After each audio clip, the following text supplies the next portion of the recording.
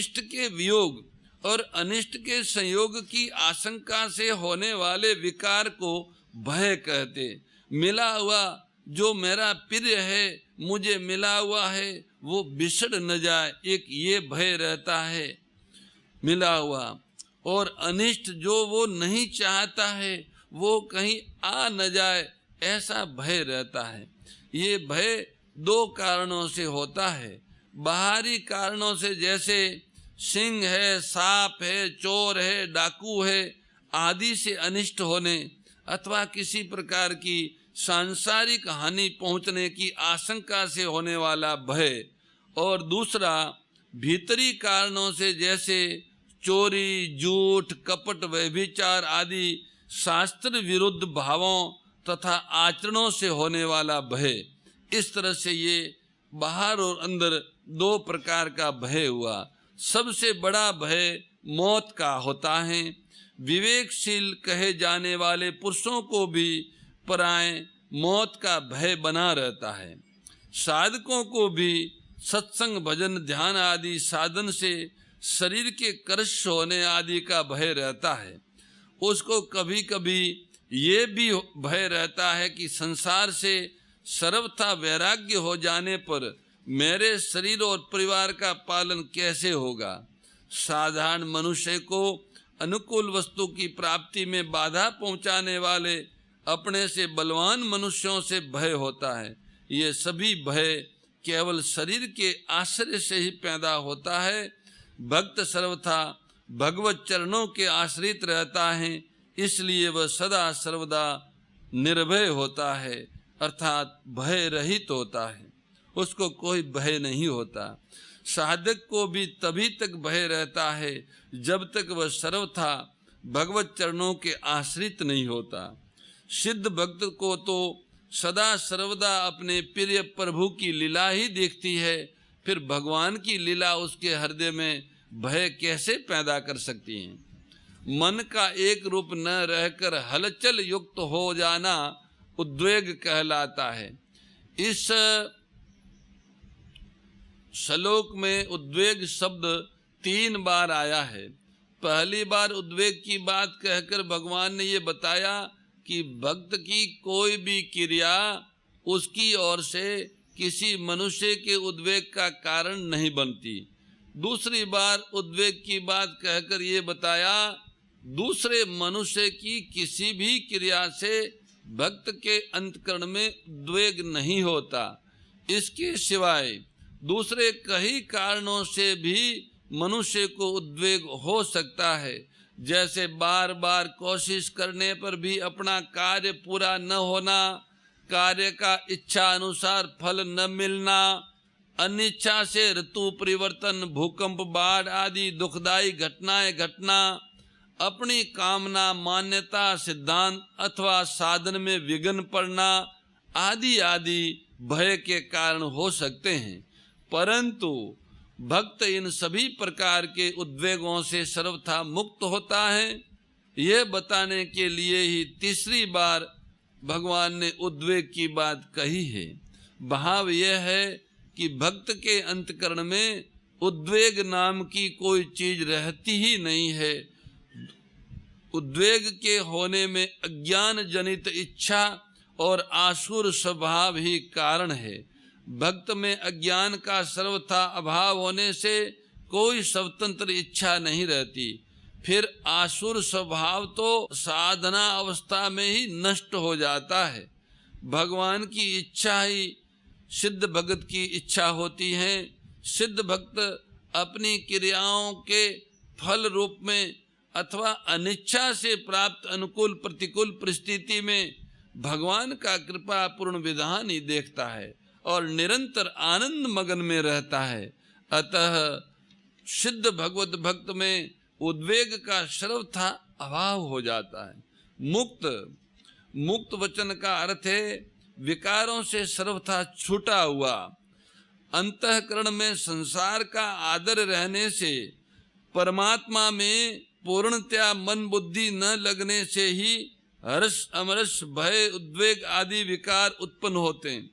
परंतु भक्त की दृष्टि में एक भगवान के सिवाय अन्य किसी की स्वतंत्र सत्ता और महत्ता न रहने से उसमें ये विकार उत्पन्न हो ही नहीं सकता।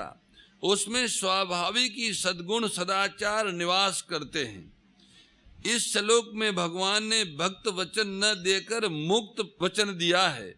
इसका तात्पर्य यह है कि भक्त यावन मात्र दुर्गुण दुराचारों से सर्वथा रहित होता है। गुणों का अभिमान होने से दुर्गुण अपने आप आ जाते हैं। अपने में किसी गुणों के आने पर अभिमान रूप दुर्गुण उत्पन्न हो जाए तो उस गुण को गुण कैसे माना जा सकता है। देवी संपत्ति सद्गुण से कभी आसुरी संपत्ति दुर्गुण उत्पन्न नहीं होते। अगर देवी संपत्ति आसुरी संपत्ति की उत्पत्ति हो, देवी संपत्ति से आसुरी से संपत्ति की उत्पत्ति होती तो देवी संपत्ति मोक्षाय ये वचन गीता में न आता। भगवत वचनों के अनुसार मनुष्य मुक्त कैसे होता है। वास्तव में गुणों के अभिमान में गुण कर्म तथा दुर्गुण अधिक होता है। अभिमान से दुर्गुणों की वृद्धि होती है, क्योंकि सभी दुर्गुण दुराचार अभिमान के ही आश्रित रहते हैं। भक्त को तो प्राय इस बात की जानकारी ही नहीं होती कि मेरे में कोई गुण है। वो तो पता ही नहीं है, वो अपना कोई गुण मानता ही नहीं है। अगर उसको अपने में कभी कोई गुण दिखता भी है तो वो उसको भगवान का ही मानता है, अपना नहीं मानता।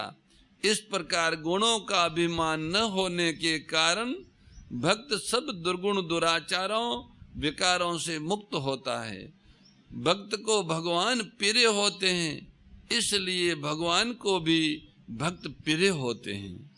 सभी प्रकार के दोषों से और विकारों से रहित ऐसा परम सिद्ध भागवत भक्त इस पृथ्वी पर सबके लिए सब समय में सुलभ नहीं है। पर हाँ, हम भारतीयों का परम सौभाग्य है कि हमारे पूर्वजों ने ऐसे परम भागवत जो निरंतर निर्विकार रहते हैं, जो जिनके अंतकरण में सबके कल्याण का ही भाव रहता है, केवल अंतकरण में ही नहीं, जिनकी सारी चेष्टाओं से सबका कल्याण होता हो, ऐसे परम भागवत की पहचान हमारे पूर्वजों ने की है। वह परम भागवत भगवती वेद लक्षणा गौ माता है। गौ माता ही मूर्तिमान ऐसे सिद्ध भक्त का स्वरूप है जो भगवान को अत्यंत प्रिय है। जो कोई भक्ति प्राप्त करना चाहे, इस 12वें अध्याय में भगवान के द्वारा बताए गए सिद्ध भक्तों के लक्षणों के अनुसार अपना जीवन बनाना चाहे तो वे वेद लक्षणा गौ माता का आश्रय ग्रहण करें, उनकी सेवा करें, उनकी उपासना करें, उनके वात्सल्य से प्राप्त पंचगव्यों का अपने जीवन में विनियोग करें तो वे निश्चित रूप से भगवान के द्वारा प्रतिपादित सिद्ध भक्तों के गुणों के अनुसार अपना जीवन बना सकते हैं।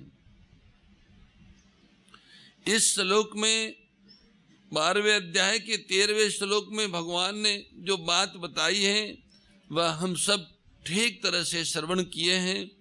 आगे और भी भक्तों के लक्षणों की बहुत ही अलौकिक बातें प्रभु बताने वाले हैं। दूसरे को सता देने से उद्वेग ईर्ष्या भय आदि होती है।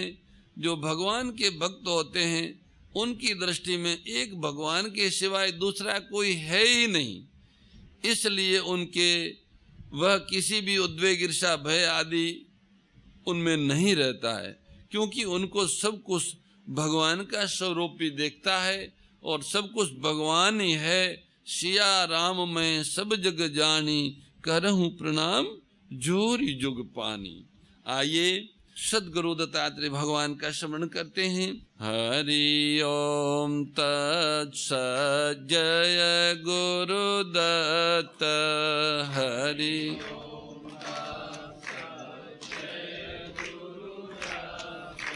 हरि ओम तत्सत् जय गुरुदत्त।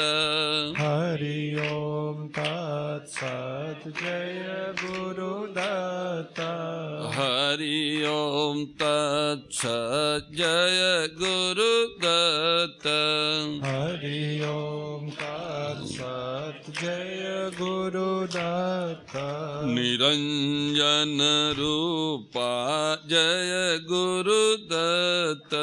निरंजन रूपा जय गुरुदत्त। निराकार रूपा जय गुरुदत्त।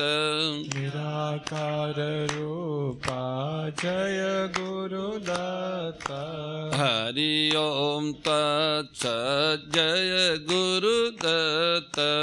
हरि ओम तत्सत् जय गुरुदत्त। हरि ओम तत्सत् जय गुरुदत्त। हरि ओम तत्सत् जय गुरुदत्त। ओंकार रूपा जय गुरुदत्त। ओंकार रूपा जय गुरुदत्त।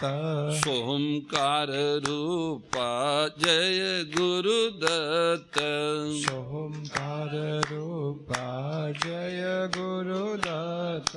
हरि ओम तत्सत् जय गुरुदत्त। हरि ओम तत्सत् जय गुरुदत्त। हरि ओम तत्सत् जय गुरुदत्त। हरि ओम तत्सत् जय गुरुदत्त। वेद स्वरूपा जय गुरुदत्त। वेद स्वरूपा जय गुरुदत्त। शिव स्वरूपा जय गुरुदत्त। शिव स्वरूपा जय गुरुदत्त। हरि ओम तत्सत् जय गुरुदत्त। हरि ओम तत्सत् जय गुरुदत्त। हरि ओम तत्सत् जय गुरुदत्त। हरि ओम तत्सत् जय गुरुदत्त। ब्रह्म स्वरूपा जय गुरुदत्त। ब्रह्म स्वरूपा जय गुरुदत्त। विष्णु स्वरूपा जय गुरुदत्त। विष्णु स्वरूपा जय गुरुदत्त। हरि ओम तत्सत् जय गुरुदत्त। हरि ओम तत्सत् जय गुरुदत्त। हरि ओम तत्सत् जय गुरुदत्त। हरि ओम तत्सत् जय गुरुदत्त। राम स्वरूपा जय गुरुदत्त। राम स्वरूपा जय गुरुदत्त। कृष्ण स्वरूपा जय गुरुदत्त। कृष्ण स्वरूपा जय गुरुदत्त। हरि ओम तत्सत् जय गुरुदत्त। हरि ओम तत्सत् जय गुरुदत्त। हरि ओम तत्सत् जय गुरुदत्त। हरि ओम तत्सत् जय गुरुदत्त। भक्ति स्वरूपा जय गुरुदत्त। भक्ति स्वरूपा जय गुरुदत्त। शक्ति स्वरूपा जय गुरुदत्त। शक्ति स्वरूपा जय गुरुदत्त। हरि ओम तत्सत् जय गुरुदत्त। हरि ओम तत्सत् जय गुरुदत्त। हरि ओम तत्सत् जय गुरुदत्त। रागद्वेष विदारिणि कारिणि मोद सदा ओ मैया कारिणि मोद सदा भव भय हारिणि तारिणि भव भय हारिणि तारिणि परमानंद प्रदा ओम जय भगवती